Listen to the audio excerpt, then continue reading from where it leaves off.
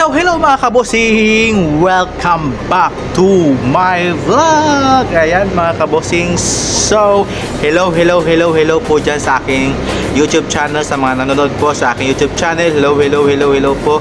Magandang umaga po sa inyo lahat, magandang gabi, magandang morning po sa inyo lahat dyan mga kabosing. Salam alaikum po, konnichiwa, buongiorno, at syempre sawadee ka, kapungka po. Ayan po sa aking sa aking YouTube channel. Hello po sa aking followers po dyan. Maraming salamat po mga kabosing. So ayan, so ang pag-uusapan natin ngayon is yung finale ng Mr. of Pilipinas 2023. So bago lahat yan guys, intro muna tayo. Pasok! Intro!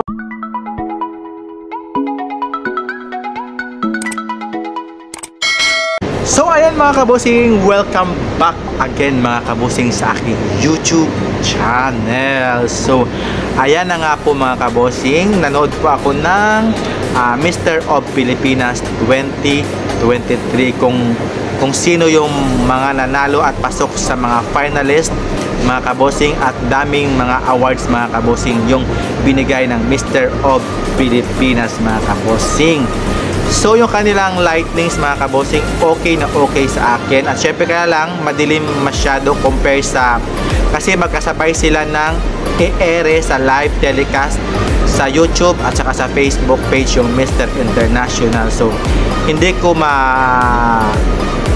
alam kung saan ako pupunta, kung sa Mr. of Pilipinas or sa Mr. International mga kabosing. So nagbabalik-balik pa ako dyan mga kabosing sa panonood. So nung in-announce na po mga kabosing yung top 20 mga kabosing, is masayang masaya po ako dahil nakapasok po yung aking mga manoks at nakapasok po sa top 20 mga kabosing. So ayan, happy po ako sa kanilang performance dyan mga kabosing, kasi in-announce po lahat po ng mga sa top 20 is okay na okay at pasok po sa mga, pwede lang po sa tatlo yata yun, si Olonga po tsaka si Fairview Quezon City yung hindi po nakapasok sa aking sa panlasa ng judges, pero sa akin pasok na pasok sila mga kabosing. So ayan mga kabosing, so nag-sequence sila sa kanilang swimwear round mga kabosing, yung mga top 20. Ayan, so yung nag-stand out po dyan sa akin mga kabosing is yung si Batangas. Grabe si Batangas dito kabosing, palaban talaga kahit bata siya. At syempre yung si Negros Oriental mga kabosing, parang night niya talaga ni Negros Oriental, parang siya talaga yung may appeal talaga sa stage mga kabosing. Ganda ng smile niya, at kahit walang pa-abs pa six-pack yung si Negros, pero maganda yung katawan niya, kulang lang pwede yan ma-enhance pa mga kabosing yung kanyang katawan. At syempre yung si Lawag din mga kabosing, kahit hindi siya pa smile, serious din siya. Ganda ng kanyang performance din, grabe talaga si Lawag din ito. At syempre yung si Subig Sambales din, di napahuli sa swimwear round nito mga kabosing. Kung pagandahan ng katawan, si Subig Sambales tayo mga kabosing. At syempre yung si Girona Tarlac, di nagpahuli din sa kanyang pakyut sa kanyang performance mga kabosing. At syempre yung si Cebu City, pakyut din siya mga kabosing. At syempre yung si Pampanga mga kabosing, ayan, hindi po nagpahuli po sa kanyang performance mga kabosing yung si Pampanga. When it comes po sa kanyang cuteness at syempre yung kanyang appeal mga kabosing, siya po yung pwedeng makasungkit ng corona mga kabosing. So nung nandun na po mga kabosing sa swimwear nila mga kabosing, so tinawag na yung top 12 mga kabosing. So na-shock din ako mga kabosing, yung mga hindi natawag mga kabosing, yung si Palawan mga kabosing, hindi siya napasama sa top 12 mga kabosing. At syempre yung si Calamba Laguna mga kabosing, at syempre yung si Bambam Tarlac mga kabosing. So sad to si, akala ko yung si Bambam Tarlac makapasok sa top 12, so hindi mga kabosing. So ayan, so pagdating naman sa formal wear, yung nag-stand out sa akin is yung si Cebu City saka yung si Palawan mga kabosing, nagpunta na si Palawan. At syempre yung si Negros Oriental mga kabosing. So, at saka yung si Lawag City mga kabosing, yung mga nag-stand out po sa akin. At syempre yung si Batangas mga kabosing, hindi na napahuli sa kanyang performance mga kabosing.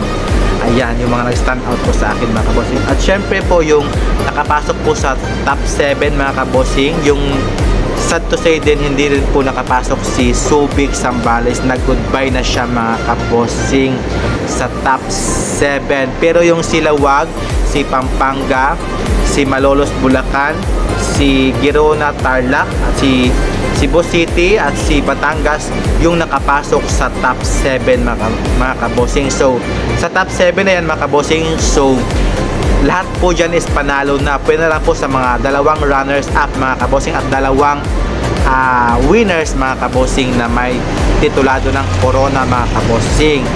So pagdating po dyan sa mga top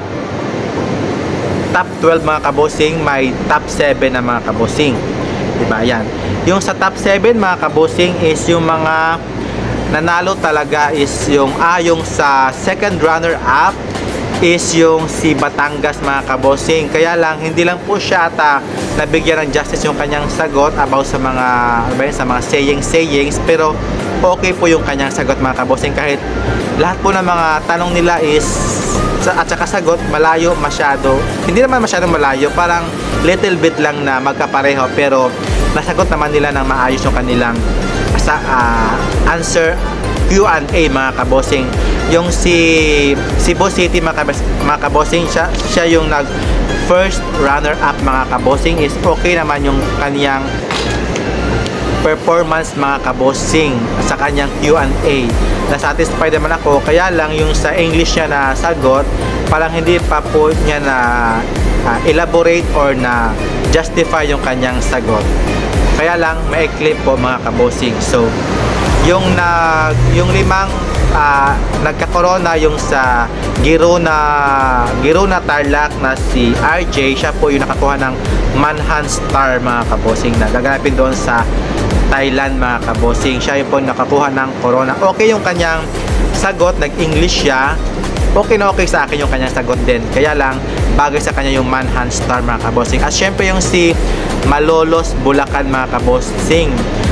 Ganda rin yung kanyang sagot mga kabosing. Akala ko nga siya yung magiging man of the world, pero iba Corona yung binigay sa kanya mga kabosing. Siya yung may magandang sagot at saka pag-deliver ng kanyang sagot ng English mga kabosing. At syempre yung si Lawag mga kabosing, siya ata yung yung bagong Corona ng teens, basta yung teen. Si Lawag, nagtagalog lang siya mga kabosing, na may halong Taglish mga kabosing. So okay na okay din yung kanyang sagot. Sa kanya ata binigay yung bagong Corona na teens. Ayan po, kasi fit na fit din sa kanya, dun gaganapin sa Indonesia mga kabosing. At syempre yung top 2 yung naghawak kamay sila, yung ganun akbay-akbay sila mga kabosing, yung si Pampanga at saka si Negros Oriental mga kabosing. So yung tinawag talaga yung bilang manhunt, man of the world na si Negros Oriental mga kabosing. Na-shock ako mga kabosing. At syempre yung isang Corona na naibigay kay Pampanga.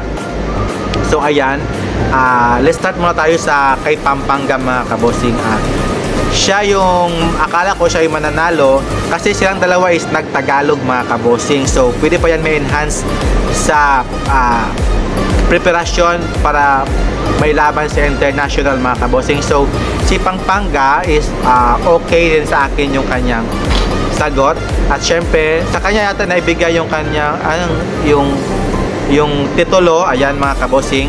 So mas bagay rin sa kanya dyan mga kabosing kay Pampanga, kasi super cute niya talaga mga kabosing, at very handsome talaga mga kabosing ni Pampanga.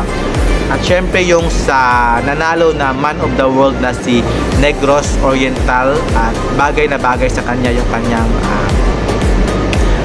Corona bilang isang man of the world mga kabosing. So yung kanyang sagot okay na okay sa akin, at saka yung overall performance niya mga kabosing, so sulit na sulit sa akin. Kaya po siya nanalo kasi yung kanyang charm mga kabosing at syempre yung kanyang attraction mga kabosing sa kanyang mata.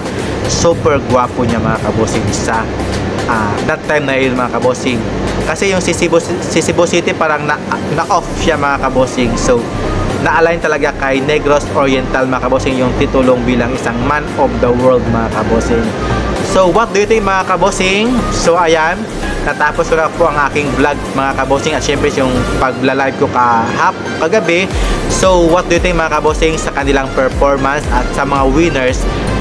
Okay na okay ba sa kanilang placement or meron po ba kayong gustong i-replace at papalitan sa top 7? Mga comments down below mga kabosing. So maraming salamat po mga kabosing sa panonood sa aking YouTube channel at see you po mga kabosing. Have a nice day at thank you po. Bye bye. Assalamualaikum po and